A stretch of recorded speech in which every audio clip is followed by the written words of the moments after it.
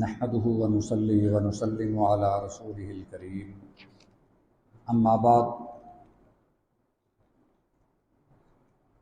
سیدنا صخر بن وداع الغامدی رضی اللہ تعالی عنہ سے مروی ہے کہ رسول اللہ صلی اللہ علیہ وسلم نے اپنی امت کے لیے یہ دعا فرمائی، اللہم بارک لامتی فی بکورہا، اے اللہ میری امت کے لیے دن کے صبح کے حصے میں برکت ڈال دے۔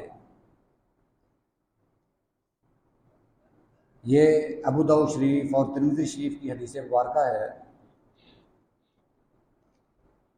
اس روایت کے راوی سیدنا صخر الغامدی رضی اللہ تعالی عنہ ہیں۔ امام ترمذی کہتے ہیں کہ ان کی نبی صلی اللہ علیہ وسلم سے ایک ہی روایت ہے، یعنی یہی جو روایت ہے ان سے صرف یہی ایک مروی ہے اور کوئی بھی روایت ان سے مروی نہیں۔ اور حضرت صخر رضی اللہ تعالیٰ عنہ بیان کرتے ہیں کہ آپ جب بھی کوئی سریہ کوئی جماعت روانہ کرتے تو اسے آپ صبح کے وقت فجر کے بعد آپ لشکر کو روانہ کرتے۔ اور امام ترمذی رحمہ اللہ کہتے ہیں کہ حضرت صخر رضی اللہ تعالی عنہ بھی ایک تاجر تھے اور وہ اپنے ملازموں کو صبح صبح تجارت کے لیے بھیج دیا کرتے تھے، جس کی وجہ سے ان کے مال میں اللہ نے بہت زیادہ برکت ڈالی۔ وہ حضرت صخر رضی اللہ تعالی عنہ یہ عمل ان کے لیے خیر کا باعث بن گیا، بہت زیادہ مالدار بن گئے۔ اس میں تو حقیقت ہے کہ صبح کا جو وقت ہے یہ انسان کے لیے ہر لحاظ سے موزوں ہے۔ آدمی نیند سے بیدار ہوتا ہے، چاق و چوبند ہوتا ہے، اور حشاش بشاش جب وہ اپنے کاروبار کے لیے نکلتا ہے اس کی توجہ بھی اپنے کاروبار پر ہوتی ہے۔ یہ ساری باتیں ایک طرف ہیں کہ آدمی صبح صبح اپنے کام کے لیے نکل جائے تو اپنے کام پر اس کا صبح صبح نکلنا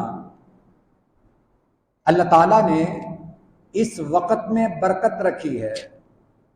اور نبی صلی اللہ علیہ وسلم نے اپنی امت کے لیے یہ دعا بھی فرمائی کہ اللہ میری امت کے لیے دن کے ابتدائی حصے میں یعنی صبح صبح کا جو وقت ہے اس میں برکت ڈال دے۔ آدمی یہ کہہ سکتا ہے کہ کافر جو اس بات کا خیال نہیں رکھتے ان کو بھی اللہ مال دیتا ہے، ان کے پاس بھی بڑی مال و دولت ہے۔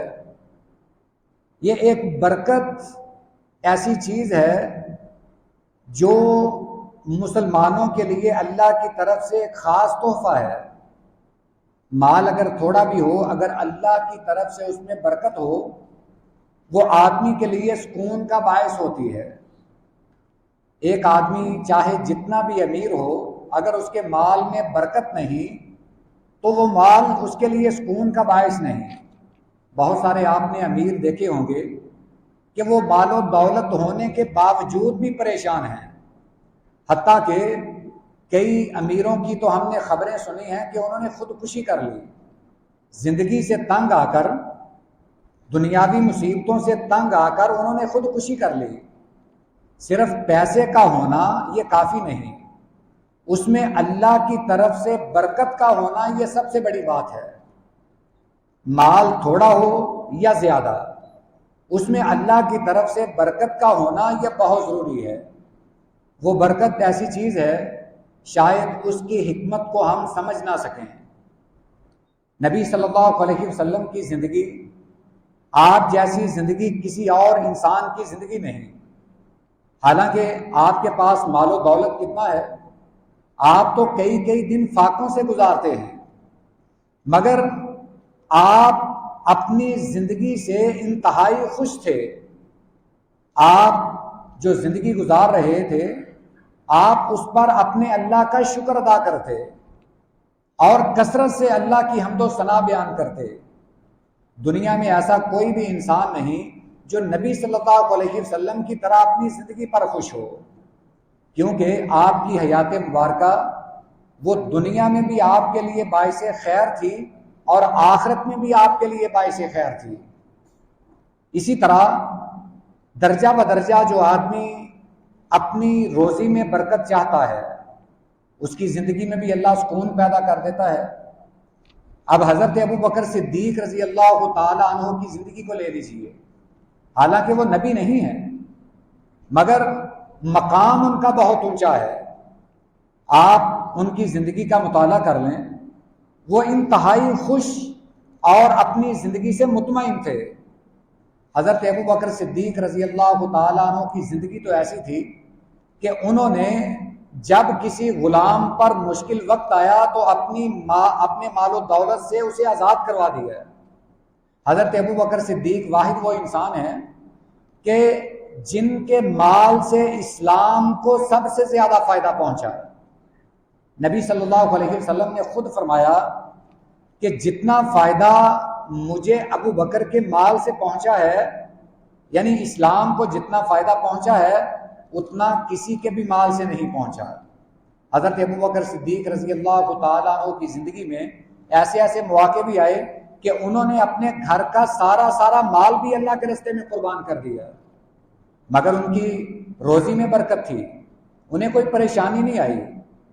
اور ایسا نہیں ہے کہ حضرت ابو بکر صدیق رضی اللہ تعالیٰ عنہ بھوک کی وجہ سے مرے ہوں، ایسا ہرگز نہیں. اپنی وہ زندگی پوری کر کے گئے ہیں. ان کی مثال ہمارے لیے ایک روشن راہ ہے. اگر ہم یہ چاہیں کہ زندگی میں مال و دولت ہی سب کچھ ہے تو یہ ہماری بہت بڑی بھول ہے. بعض اوقات آدمی پیسے کی وجہ سے اپنی جان سے ہاتھ دھو بیٹھتا ہے، یہ پیسہ اس کے لیے وبال جان بن جاتا ہے. ہم اللہ سے یہ دعا کریں کہ اللہ ہمارے رزق میں برکت عطا فرمائے، اور نبی صلی اللہ علیہ وسلم کی طرف سے یہ ہمیں دعا اللہ کی طرف سے دی گئی ہے کہ اے اللہ میری امت کے لیے صبح کا جو وقت ہے اس میں برکت ڈال دے. اب ہمیں چاہیے کہ اگر ہم اپنے مال میں برکت چاہتے ہیں تو کاروبار کے لیے صبح کے وقت کا انتخاب کریں. ہمارا آج کل معاشرہ وہ رات گئے تک جاگتا رہتا ہے اور صبح لیٹ وہ اپنی زندگی کا آغاز کرتا ہے، اپنے کاروبار کا آغاز کرتا ہے. تو ہو سکتا ہے کہ ہم اس امر سے بھی برکت سے محروم ہوں. تو ہمیں چاہیے کہ ہم جو ہمیں تعلیم دی گئی ہے اس پر عمل کریں، اور انشاءاللہ پھر ہمارے لیے نبی صلی اللہ علیہ وسلم کی طرف سے برکت کی دعا ہے. اللہ تعالی ہمیں یہ دعا اور اس کے فائد و ثمرات سمیٹنے کی توفیق عطا فرمائے. وآخر دعوانا الحمدللہ رب العالمین.